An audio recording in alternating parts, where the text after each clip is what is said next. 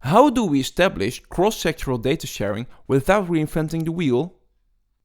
While sectors like construction and logistics are advancing digitalization of their domain, a significant challenge arises when processes require collaboration across domains. This video introduces how the Center of Excellence for Data Sharing and Cloud, alongside key industry partners, is addressing this challenge for the paperless bulk transport use case.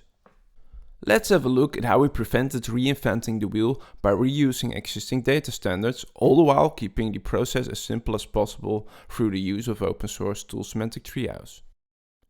The transport of bulks such as sand, asphalt or waste is still mainly managed by phone, mail and other manual processes. This method is slow, prone to errors, inefficient and puts an unnecessary administrative burden on the people involved. Both the construction and logistics sector have identified the paperless bulk transport use case as a shared problem. Therefore, a collaboration is set up between Ketenstandaard, SUTC en TNO, supported by Transport en Logistiek Nederland, Bouwend Nederland and Topsector Logistiek. Both the construction and logistics sector have their own agreements on information exchange and develop their own standards for different scenarios. But in this specific case, it must be investigated whether the existing sector standards also accommodate for exchange of bulk transport information. More specifically, how can the reuse of existing data models accelerate the digitalization of bulk transport information exchange? Our approach leverages what's already out there. In the transport and logistics domain, SUTC provides the open trip model and the EBA standards, whereas Ketenstandaard maintains the DECO standard in the construction sector. Integrating these existing standards is not simple, as the standards can differ in the processes being specified and in the type of formalization in which it is expressed, such as JSON or XML. By reusing the proven data models, we avoid the complexity and challenges of starting from scratch. TNO's Semantic Treehouse allows us to integrate and make application profiles based on these data models to fit the use case specific needs, while maintaining interoperability, traceability and maintainability of the reuse standards. Our starting point is a set of sequence diagrams. These show all process steps between the different parties when transporting bulk products such as sand.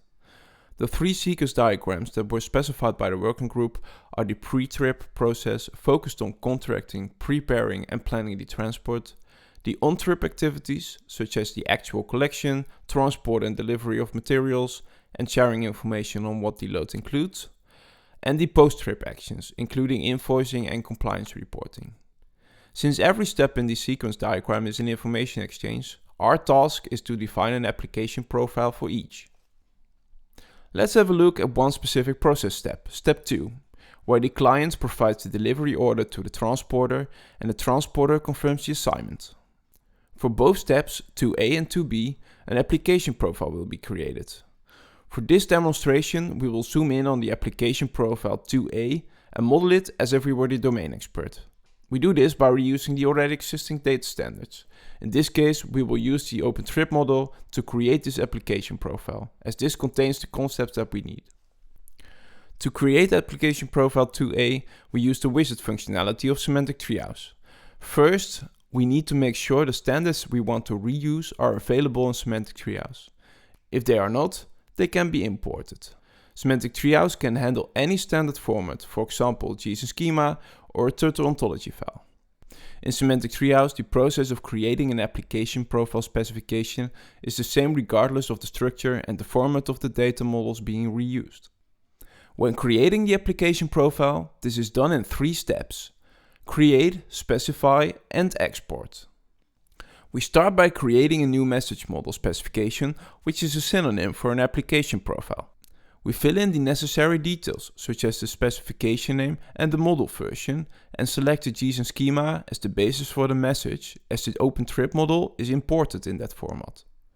We select the OpenTrip model version 5 and choose the root class of the newly created application profile specification. In this case, we have established that the entity trip fits best to be used as the root class for the application profile. When all necessary information is provided, we create the application profile in the second step. In the second step, the user can create the application profile specification and start adding elements that should be part of the profile. Anything we add here is within the bounds of the reuse data model, so at this point we can freely explore and experiment.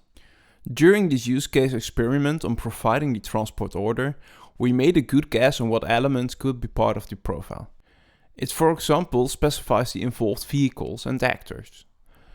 But the next step will be taken by the working group themselves, after this experiment, to make the content of the application profile complete and to identify and add missing elements if necessary. When the application profile is finished, it can be exported in step 3. The application profile can be exported to schemas and example implementations in any desired format, including JSON and XML.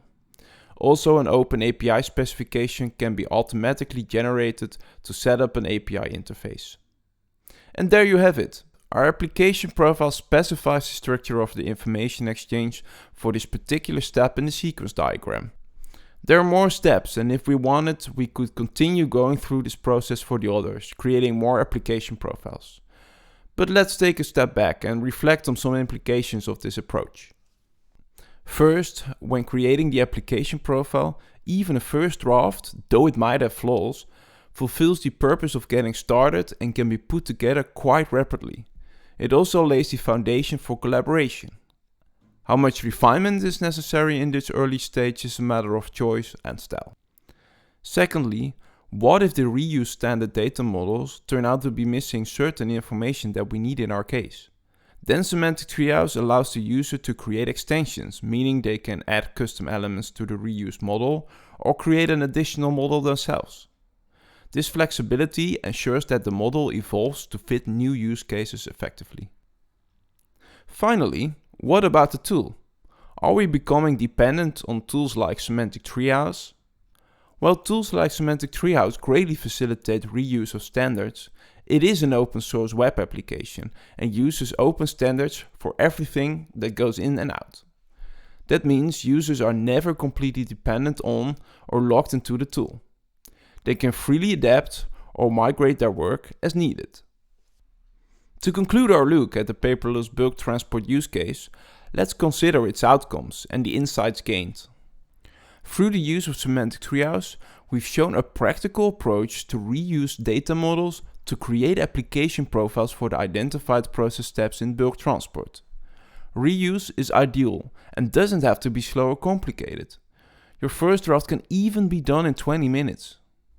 The ability to create a draft in a short amount of time enabled us to quickly analyze every interaction in the sequence diagram. This analysis confirmed that each interaction could be modeled reusing one of the 2 data standards available. But even in the hypothetical scenario where an interaction might require combining the 2 data standards, Semantic Treehouse would support this integration. The further development of the final application profiles based on this method and the possible implementation in pilots will be followed up by the dedicated working group.